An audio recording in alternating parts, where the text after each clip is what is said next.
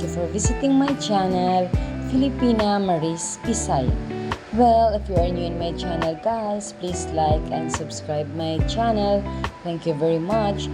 And to those who are my subscribers already, thank you very much guys for continue supporting me, supporting my channel. Well guys, here's your Inday Maris again from Philippines, Surigao, proud Bisaya with love. Today guys, I'm going to share it with you. Would foreigner date a single mom and support their kids? Well guys, whether a foreigner would date a single mom and support her kids depends on the individual foreigner. Some may be open to it, while others may not. There are many reasons why someone might choose to date a single mom, and there are also many reasons why someone might not. Some people who are open to dating single moms may be attracted to the idea of being a step parent and helping to raise a child. They may also be drawn to the strength and resilience that single moms often demonstrate. Others may simply be looking for a loving relationship and are willing to consider dating someone with children.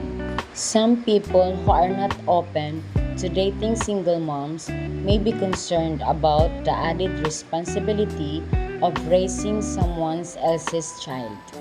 They may also worry about potential complications that could arise from the child's other parent. Others may simply prefer to date someone who does not have children. Ultimately, the decision of whether or not to date a single mom is a personal one. There is no right or wrong answer, and it is important to consider all of the factors involved before making a decision. Well guys, may this message help us all. Thank you for watching everyone. Hope you like it. Like what I said as always, smile and be happy guys. Have a nice day everyone. Take care and be safe. Bye for now again guys. God bless us all.